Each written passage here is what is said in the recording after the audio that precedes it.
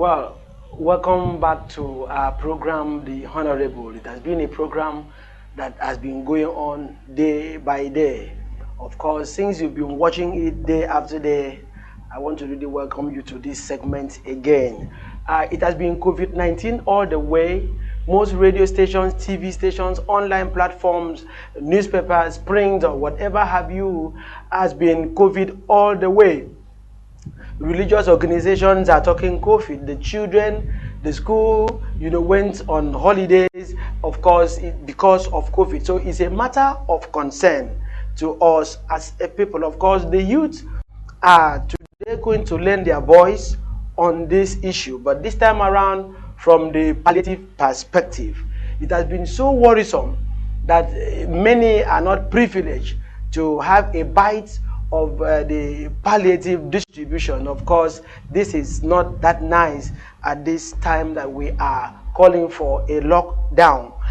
Today in this program, we shall be looking at the influence, positive or negative, of palliative donations or palliative care, during this period of lockdown. But we're going to consider it from the youth perspective, because whichever way you say things, the youth also will want to see it in a different way. And I will be having a comrade in the house that will be, giving his own inputs. He will be talking with me on this very, very subjects. I just want to proceed on this break. My name is Princefield Hour. I will be your anchor on this program.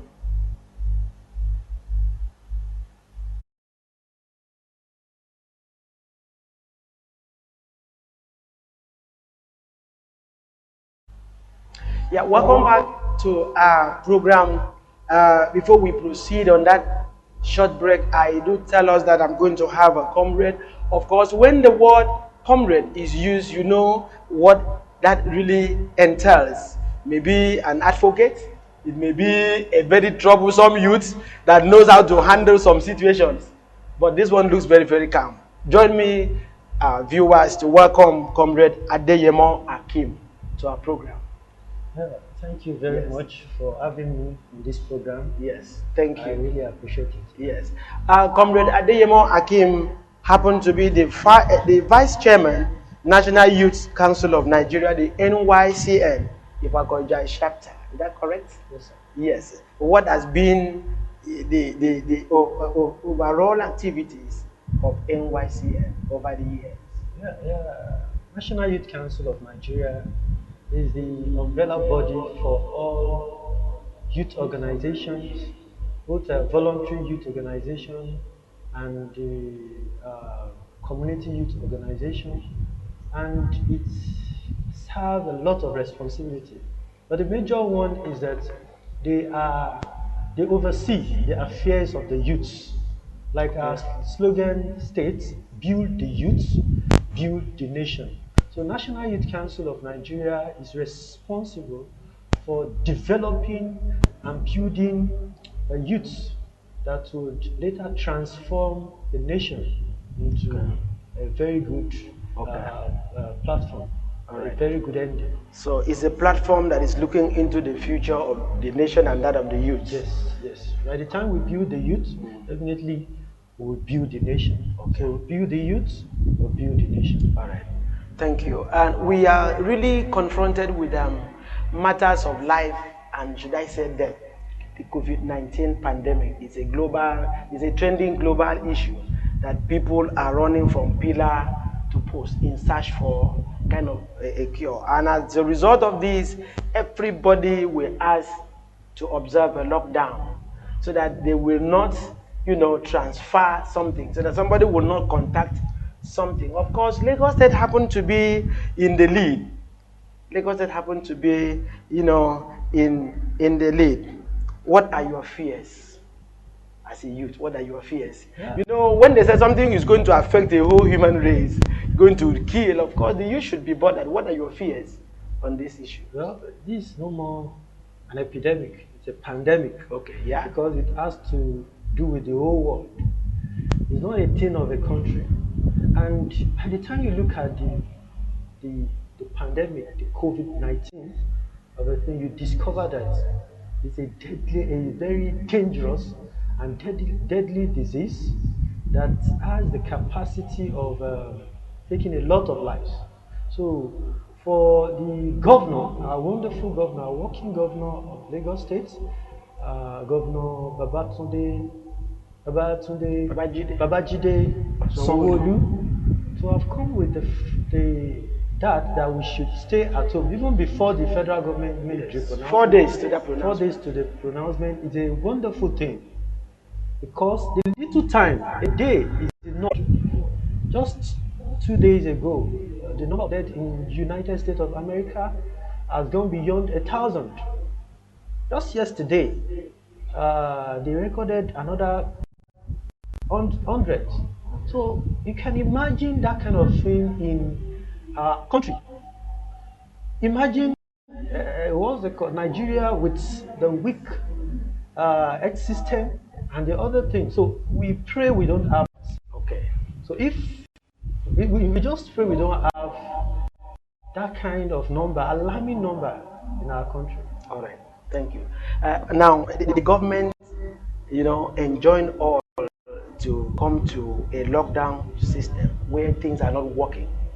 And considering the fact that most youth are so restive, they are full with ideas. They want to be here, there to achieve one thing or the other. This lockdown, I suppose, is worrisome to many youth. And as a matter of fact, they're still devising means of seeing what they could do to liberate or free themselves. What is the implication of that to your organizations? Well, as youth organization, as the umbrella body for all youths, Yes. we have received a lot of messages from our youths concerning the fact that they have been finding it difficult for them to eat. This time around, not even moving out, just to eat first. Just to eat. Because by the time you tell someone to sit down at home, most of our youth end they not eating. There's cause for a lot of things To come into you. And you see that recently, in few days, if not for the intervention of the government, some very young guys, either themselves, we have heard of 1 million boys, Awawa boys. Okay. We have another one billion. I'm sure they are not members of NYC. Definitely they are not. Okay. But these are elements of the society that the society have failed to trade. So, and this is as a result of the fact that they find it difficult to get something inside their stomach Within this time. And that was why they took the laws into their hand, which is very bad. And Youth Council have been in the vanguard of preaching to our youth in Ifakojai here. We thank God Ifakojai is blessed with a calm, cool youths that have something to do. So we have not had a lot of those issues within Ifakojai. Only that we had it in boundaries of Ifakojai. Boundaries, Ifakojai, other local governments, Ogun State. Okay. So and that's but within the Ifakojai, it has been calm and good. In a court.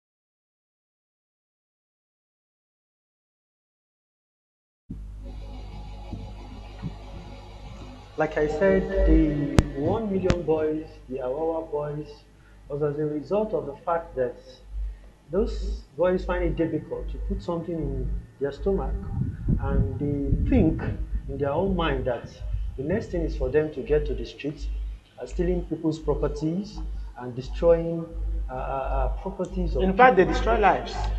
They Because destroy the, life, yeah. but they are getting it so wrong. So that's why the Youth Council has been on the vanguard that the youth of our local government should continue to maintain the necessary directive that the government has passed. And we have been telling them that we will try as much as possible to get across to them whenever we have any. All right, all right. Thank you for that aspect of the question. Let us move away from there to something else. What are the influence, either positive or negative, of palliative measures to the youth generally? Well, We use it that the youth can come up and applaud and say this was done well. What are the influence, on this palliative? well, if we look at the government palliative, we discover that it has not been uh, so successful, in the sense that at the onset of the main thing, the lockdown, Yeah. the government ought to have come up with a data bank of those that the citizens of our country, or especially those states that are seriously affected. I'm talking of Lagos State and Abuja And Ogun State. and Ogun Besides, State, because those were the yeah. states with high casualties. So they ought to have come up with a good number and how to get across to the people. But the first week, it was said that it should be shared among the poor of the poorest, Which the is vulnerable. Yes. Okay. But if you look at along the way, majority of our people, for the 2 weeks they have stayed at home, they have exhausted the money they have. So virtually everybody is now vulnerable Okay. because of the fact that most of our people that are on a daily income, Okay. we're not getting what they used to get. So the government, when the government sees this, they're supposed to readjust and we plan on how we can get across to them. At a point in time, they send a message across to people that those that have their lastra. Someone very close to me got that, and I was very happy. Wow! So if government have this, fine. They have the data of most Lagosians. With that lastra, they can as well get across to everybody in Lagos. At least 80% of Lagosians will get. But as at what we have now, the palliative is not going around as it's supposed to be. So what will you advise the government to do otherwise to get this thing across to I've people? said it. We have to give kudos to the government of Babatunde Fashola for introducing this lastra. And if you look at most people in Lagos register for the lastra. Okay. At least we can say 80% of the people at a time. Yes, registered for lastra. So why not use that platform? I have my lastra. Okay. There is virtually all civil servants in Lagos State that does not have. There's virtually most students have it. Okay. So by the time you look at the lastra number, you look at each of the, and you send this across to them. And it will go to, at least if we have in a country, in a state of let's say 20 million. Okay. If we can send palliative to 10, 15 million, that's a very good number. Okay. But let me stop you at that point. Let me ask this. As the vice chairman of the National Youth Council of Nigeria, you possibly must have been given some palliative items to distribute. But over this period, what has been some of the challenges you've come in contact with sharing these things to the youth? Wow. Well, I want to appreciate our governor and our local government chairman, person of Honorable Oloruntoba Oke. Well, starting from the government, I have to be sincere, part of the palliative that was sent through the governor got to the youths. Look at in Ifakoijai, for example, we have around 64 registered organizations, because we don't deal with individuals, we deal with organizations registered at the local government. That is made up of various number of youths in each of the organizations. So, but the number that were given to us were not enough. Was not encouraging. Let's drop it at that. Was not really encouraging. So what we did was that we were able to share the little we have, and we explained to each of the heads of each organization that they should. It's not for them. It's not for me as a deputy coordinator. It's not for my coordinator. It's for those youths that they see need the package, and it was well distributed. Though, yet not enough. Satisfactory. Not satisfactory. But what do you think will be the scorecard so far on the distribution of this palliative care? Now, the scorecard. Well, I have to say this before I give today. I have to say this before I give the scorecard. In our own constituency here, our assembly member, I'm talking about Honorable Tope Adewale. He has tried as much as possible in his own capacity. 2 days ago, he sacrificed his salary, I think half of his salary, to the health worker and the neighborhood watch. That's massive. Apart from that, he has given, sometimes he gave loaves of bread and egg to our people through the CDC, the political party, and others. He gave some bags of rice also. That is for the assembly member. Likewise, the House of Representative member too, he has tried his best. I'm talking of Honorable James Owolabi. He has also, there was a time he sent bags of rice, indomie, and the likes. Likewise, my chairman, the chairman of our local government, Honorable Oloruntoba, he was going from house to houses to share the, but notwithstanding, those palliative were not enough. They were not enough. So, if I'm to assess the Lagos State, the assembly member, the local government, the rep, I will give everybody a general scorecard. That they have tried. That they have tried. All right. But if I'm to base it on, because as a teacher, if I'm to base it on a percentage or a score, it will not go down well. But they have maybe tried. With a red biro, as we normally do in those days. Yes, with a red biro, the mark will not be encouraging. But I know there is still room for improvement, and I'm very sure they will do more. Now, as we speak now, the lockdown continues. Now, many has given out palliative, like we say, just something to assist you, to live for a while, not considering whether you had any or you have anything or not. Now, my question is this: how often will this palliative be given to people in your own community or Lagos at large? Well, with the way we are going, sir, I will have to be sincere with you. As the number of those affected with the virus are getting increased, we are thinking that there is tendency that the days might be extended to another. Are you proposing for the government, or you are just assuming by virtue of your position? Yes, we are assuming. Because as at the first, what was it called, lockdown, the number was not up to 200. But as at present, it has risen to 600. All right. And we are still going. Let me ask you, by reason of what you just said now.